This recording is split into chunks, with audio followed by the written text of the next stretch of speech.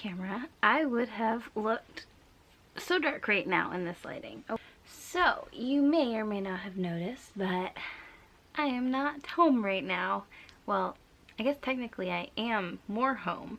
I am in Maine. I kind of am doing an impromptu trip. I'm helping my mom on a project with the house, and I wasn't counting on that, or at least I wasn't counting on not having internet. So for those who don't know, the Northeast got hit with a huge storm, and most of Maine's power has been out, and we are thankful enough to have power, but Time Warner, not so much. So yeah, no internet, hence why day one is going to be late uploading. I'm hoping to go to McDonald's tomorrow and upload this video. Yeah. And I guess that brings us to the point to remember that life does not stop for NaNoWriMo. As much as it would be nice if it did, it doesn't. I am here, I'm in Maine, there's no Wi-Fi, I don't have a smartphone, which means I have no way to communicate with the outside world for the next few days. But I guess technically that's probably the best thing that could happen to me for NaNoWriMo. So maybe it's a blessing in disguise. Maybe I'm gonna get a lot of writing done in the night. And like I said, thankfully we still have power. If that were not the case, oh my god, I'd have to live at McDonald's. But since this video is going to be kind of short because I really didn't get much vlogging done today, I think I got a picture of our dog, so you can check Finley out. He's adorable. I kind of hate seeing my background because I'm scared that something's going to appear. Ooh, don't even talk about that. Ooh. Ugh, I would throw up. I would throw up. When I'm really scared, I get nauseous. Don't ever try and spook me because I'm probably just going to puke on you.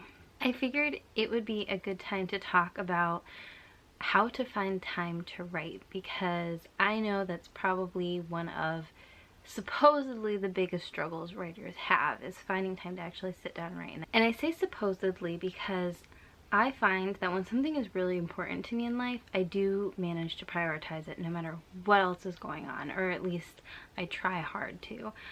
You know, I thought for a long time, and I told myself for a long time, that I didn't have time to write. That's why I wasn't writing.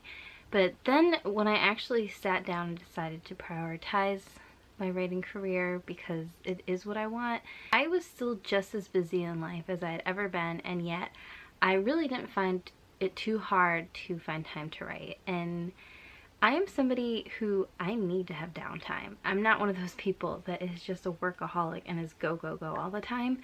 If I don't have like one day a week at least to just do absolutely nothing, I am just miserable the next week. I am completely 100% a mess. So I call them slug Sundays and slug Saturdays, and you know what? Sometimes I do both, and I don't feel bad about it.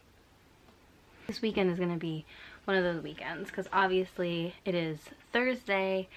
I've got a long weekend. I'm here now, and I'm not going to leave till Sunday, and then I go back to work Monday. Oh god. So one of the easiest ways, and I had talked about this before, of finding time to write is having a set schedule. So whether you decide to do early morning or late at night or right after work or whatever, just doing it at the same time every single day will set the habit, and it will start to be easier. And I think that works really great for type A people, but the problem is people who have time management skills and are probably wanting to get this advice are not type A people. So it's kind of counterintuitive. Sometimes that advice is hooky. There, I said it. And so here's what you're really gonna do. Real talk for a second. This is good chai tea latte, by the way. You get home, you're on your couch. You haven't gotten off your couch for at least an hour or two. You've been on Reddit, you've been on the NaNoWriMo forums, you've been on Facebook, been on YouTube. And you're sitting there, and it is already 8 o'clock, and you're like, see, another day gone, no time to write. No, you don't go to bed at 8. Look at that. You probably don't go to bed till like 11. That's 3 whole hours right there. So if you just decide to get off social media or don't watch an extra episode of Roseanne, even though it's the best TV show ever, you got time. I'm talking to myself about this. So unless you're working 3 jobs, have 3 kids, and a useless spouse or no spouse or significant other, whatever, you got time. You know, work days are, you know, 8 to 10 hours of your day, depending on your commute. And guess how many hours a day there are? 24. Kind of a rough day. maybe it's time for a therapy session with you guys. Has anyone watched Grace and Frankie? And you know how Frankie gives Grace the advice that when you're struggling with something internally, you should just film it and talk to the camera, and how it's supposed to be really therapeutic? Well, that's completely true. I have filmed embarrassingly therapeutic videos, and they will never see the light of day. They're on this channel and they're set to private. There's 2 of them.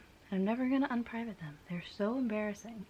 But it was really therapeutic to do, and I rambled for probably a couple hours. I don't even know. Oh my god. I'm just having one of those days where I realize that this is a really lonely process.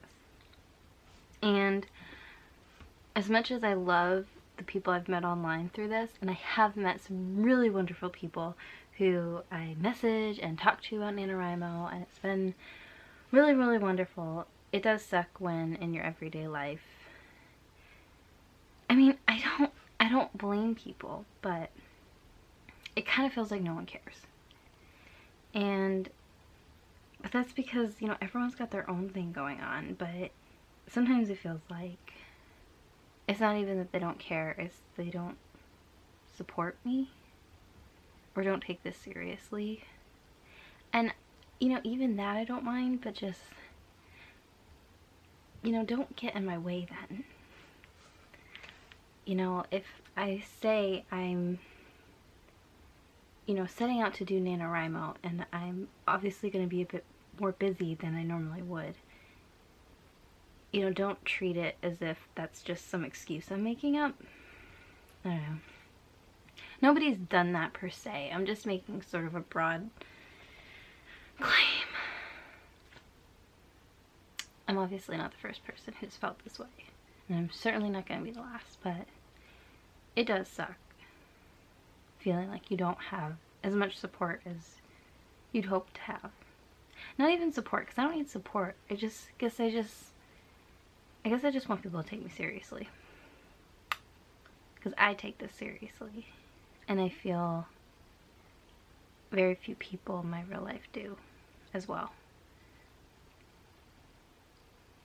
Though I do have some supporters who are so, I mean, Zach's obviously my #1 supporter.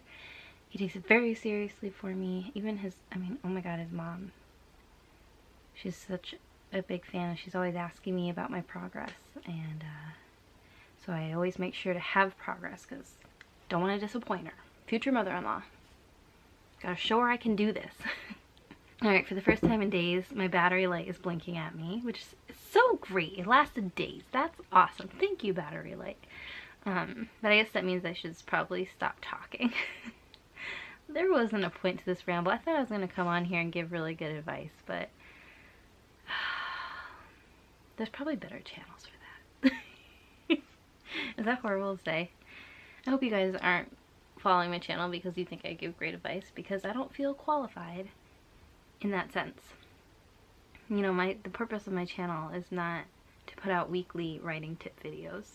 The purpose of my channel is to just show my writing journey, and I hope one day I can look back at it in amazement. And wait, is it midnight? I think it's past midnight. I just want to say before my camera dies, today is November 3rd, which means 1 year ago today I uploaded my video to this channel. So I guess happy birthday to my channel. It is 1, and it's walking and talking. That was a weird thing to say. And I started with, well, obviously no followers, no subscribers, and I had very slow growth through the winter, and then this summer hit and I hit 50 in July, and now I'm at over 100, which is really, really cool. And you know, I say this all the time, I know it's like not that much when you think about YouTube subscribers, but I think it's a lot. You know, 106 subscribers I think I have, and that's a lot of people to me. You know, if you picture 106 people in a room and all those people are listening, it's pretty cool. So thank you to all 106. Hopefully next year I can come on and say something higher than 106. Maybe it'll be lower. That would suck. I did something wrong. I'm rambling. Why are you still watching? I don't know. I don't know why you're watching. If you're still watching, comment below your favorite riddle, because I love riddles. I'll tell you one. No, I don't have one right now. I'll do it in the description box. If you want to see one of my riddles, go to the description box. I'll put one in there. Alright, I guess I should start writing or editing. I don't know how much writing I'll do today. I'll do something, because that's my motto, to at least do something. But it's tired. I mean, I'm tired. I'm trying to have tea, and I don't know if it's caffeine. Alright, see you guys tomorrow. Probably at Walmart. Walmart, oh my god. McDonald's, when I upload this video. Bye guys.